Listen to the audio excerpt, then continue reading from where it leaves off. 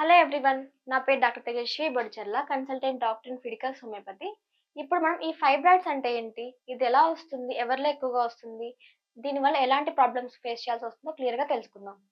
అసలు ఫైబ్రాయిడ్స్ అంటే గర్భాశయంలో గడ్డలు ఫార్మ్ అవ్వడం ఫైబ్రాయిడ్స్ అంటాం. ఇందులో డిఫరెంట్ టైప్స్ ఉంటాయి. ఎలా అంటే 4 టైప్స్ ఉంటాయి. గర్భాశయంలో నార్మల్‌గా 3 లేయర్స్ ఉంటాయి. Inner layer, middle layer and outer layer. ఆ లేయర్స్ ప్రకారంగానే ఫైబ్రాయిడ్స్ అనేవి డెవలప్ అవుతూ ఉంటాయి. ఈ గర్భాశయం లోపల ఫార్మ్ అయితే వాటిని ఇంట్రామ్యూరల్ ఫైబ్రాయిడ్స్ అంటాం. 2 ఇది మస్కులర్ ఫైబర్స్ మజిల్ లేయర్ మధ్య ఫార్మ్ అవుతుంది. ఇంకోటి సిరోజల్ ఫైబర్. ఇది ఔటర్ లేయర్ పైన డెవలప్ అవుతుంది.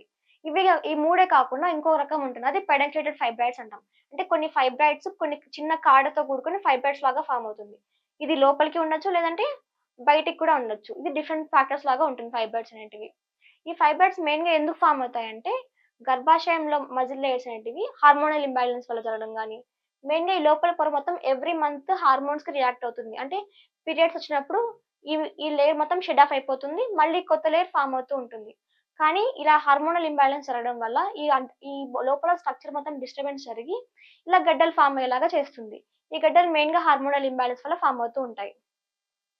ఇలాంటి గడ్డలుండడం వల్ల ప్రమాదం ఏమైనా ఉంటుందా అంటే, మెయిన్‌గా ప్రాబ్లమాటిక్‌గా ఉంటుంది. ఎందుకంటే, ఇలా గడ్డలు ఫార్మ్ అవ్వడం వల్ల గర్భాశయం స్ట్రక్చర్ నార్మల్‌గా కోల్పోతుంది. నార్మల్‌గా ఉండాల్సిన స్ట్రక్చర్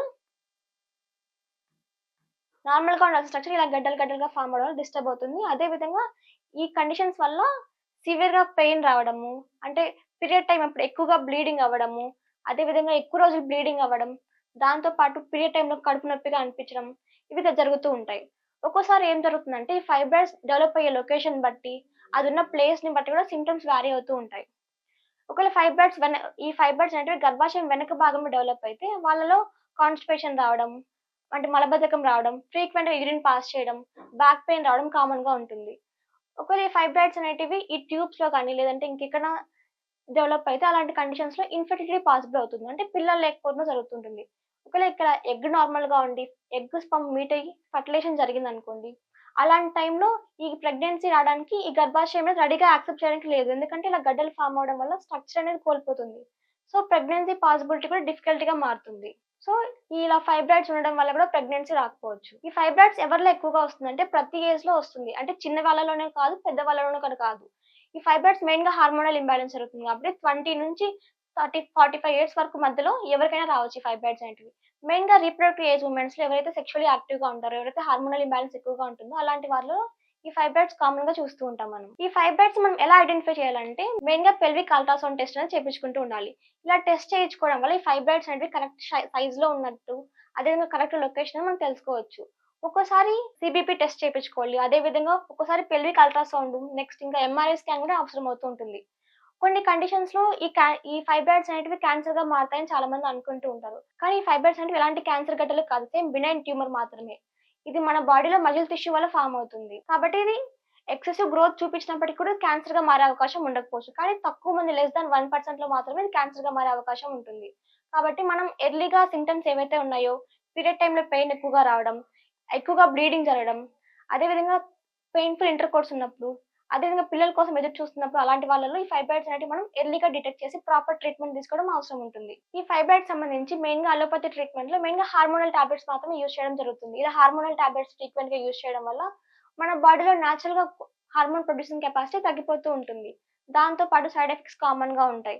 వాళ్ళు కేవలం ఇవి పెయిన్ రిలీఫింగ్ మాత్రమే ఇవ్వడం జరుగుతుంది. కొన్ని కండిషన్‌లో సర్జరీ అని ఇండికేట్ చేస్తుంటారు. కానీ అన్ని ఫైబ్రాయిడ్స్‌కి సర్జరీ అవసరం ఉండదు. కొన్ని ఫైబ్రాయిడ్స్‌కి మాత్రమే అది ఎన్‌లార్జింగ్ సైజ్ ఉన్నప్పుడు మాత్రమే సర్జరీ అవసరం ఉంటుంది.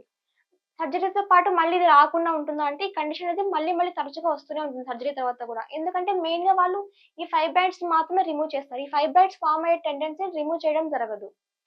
కాబట్టి కన్వెన్షనల్ ట్రీట్మెంట్ ఇది ఒక బెస్ట్ ఆప్షన్ అయితే కాదు.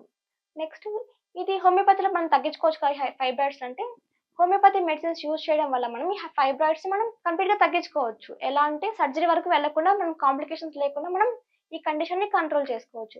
అంటే ఈ మెడిసిన్స్ యూజ్ చేయడం వల్ల మళ్ళీ మళ్ళీ కొత్త ఫైబ్రాయిడ్స్ రాకుండా, ఉన్న ఫైబ్రాయిడ్స్ షింక్ అయ్యేలాగా, సైజ్ తగ్గిపోయేలాగా, అదే విధంగా ఈ ఫైబ్రాయిడ్స్ చేసే పెయిన్ ఏమైతే ఉంటుందో, ఎక్కువగా బ్లీడింగ్ రావడం, ఎక్కువ రోజులు బ్లీడింగ్ జరగడం, పెయిన్‌ఫుల్ ఇంటర్‌కోర్స్ జరగడం, ఇలాంటి ఇతర సింప్టమ్స్ అన్నిటిని మనం కంట్రోల్ చేసుకోవచ్చు ఈ హోమియోపతిక్ మెడిసిన్స్ యూజ్ చేసి. హోమియోపతిక్ మెడిసిన్స్‌లో ఎలాంటి సైడ్ ఎఫెక్ట్స్ ఉండవు. ఎందుకంటే ఎలాంటి ఆర్టిఫిషియల్ హార్మోన్స్ యూజ్ చేయడం జరగదు కాబట్టి, వాళ్ళకి ఎలాంటి సైడ్ ఎఫెక్ట్స్ ఉండదు. అదే విధంగా ఈ హోమియోపతిక్ మెడిసిన్స్ యూజ్ చేసి మనం ఈ ఫైబ్రాయిడ్స్ మళ్ళీ మళ్ళీ రాకుండా కూడా మనం ప్రివెంట్ చేసుకోవచ్చు. అంటే ఒకసారి ఫైబ్రాయిడ్స్ వచ్చి హార్మోనల్ టాబ్లెట్స్ యూజ్ చేసి సివియర్ ఫార్మ్‌లో అవ్వడం కంటే కూడా హోమియోపతి ద్వారా ఈ ఫైబ్రాయిడ్స్ మనం మళ్ళీ మళ్ళీ రాకుండా కూడా మనం కంట్రోల్ చేసుకోవచ్చు. అసలు ఈ ఫైబ్రాయిడ్స్ రాకుండా మనం ఎలాంటి ప్రికాషన్స్ తీసుకోవాలంటే మెయిన్‌గా హార్మోనల్ ఇంబాలెన్స్‌లు అవ్వకుండా చూసుకుంటూ ఉండాలి. రెగ్యులర్‌గా చెకప్ చేయించుకుంటూ ఉండాలి. అదే విధంగా proper diet, sleep, exercise maintain చేస్తూ ఉండాలి. ఇలాంటి ప్రాక్టీసెస్ చేస్తుండడం వల్ల ఈ ఫైబ్రాయిడ్స్‌ని మనం హార్మోనల్ ఇంబాలెన్స్ జరగకుండా చూసుకుంటూ ఈ ఫైబ్రాయిడ్స్ మనం కంట్రోల్ చేసుకోవచ్చు. మీరు కనుక ఈ ఫైబ్రాయిడ్స్‌తో బాధపడుతున్నట్టయితే, ఈ ఫైబ్రాయిడ్స్‌కి కరెక్ట్ ట్రీట్మెంట్ కోసం ఎదురు చూస్తున్నట్టయితే కాంటాక్ట్ ఫిడికస్ హోమియోపతి.